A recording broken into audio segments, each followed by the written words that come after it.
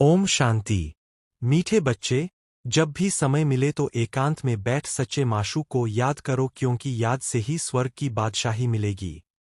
प्रश्न: बाप मिला है तो कौन सा अलबेलापन समाप्त हो जाना चाहिए? उत्तर: कई बच्चे अलबेले हो कहते हैं, हम तो बाबा के हैं ही।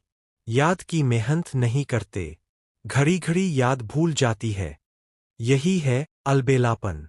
बाबा कहते, बच्चे, अगर याद में रहो तो अंदर स्थायी खुशी रहेगी, किसी भी प्रकार का घुटका नहीं आएगा। जैसे बांधेलिया याद में तड़फती है, दिन रात याद करती है, ऐसे तुम्हें भी निरंतर याद रहनी चाहिए। गीत: तकदीर जगाकर आई हूं। ओम शांति। बाप ने बच्चों को समझाया है, तुम भी कहते हो ओम शांति। बाप भी कहते हैं, ओम शांति, अर्थात तुम आत्माएं शांत स्वरूप हो। बाप भी शांत स्वरूप है, आत्मा का स्वधर्म शांत है, परमात्मा का भी स्वधर्म शांत है। तुम भी शांतिधाम में रहने वाले हो। बाप भी कहते हैं, मैं भी वहां का रहने वाला हूं। तुम बच्चे पुनर्जन्म में आते हो, मैं नहीं आता। मैं इस रथ में प्रवेश करता हूं। यह मेरा रथ है। शंकर से अगर पूछेंगे, पूछ तो नहीं सकते, परंतु समझो सूक्ष्मवतन में जाकर कोई पूछे तो कहेंगे यह सूक्ष्म शरीर हमारा है। शिव बाबा कहते हैं, यह हमारा शरीर नहीं है, यह हमने उधार लिया है, क्योंकि मुझे भी कर्मेंद्रियों का आधार चाहिए। पहली मुख्य बात समझानी है कि पतित पावन ज्ञान का सागर श्री कृष्ण नहीं है।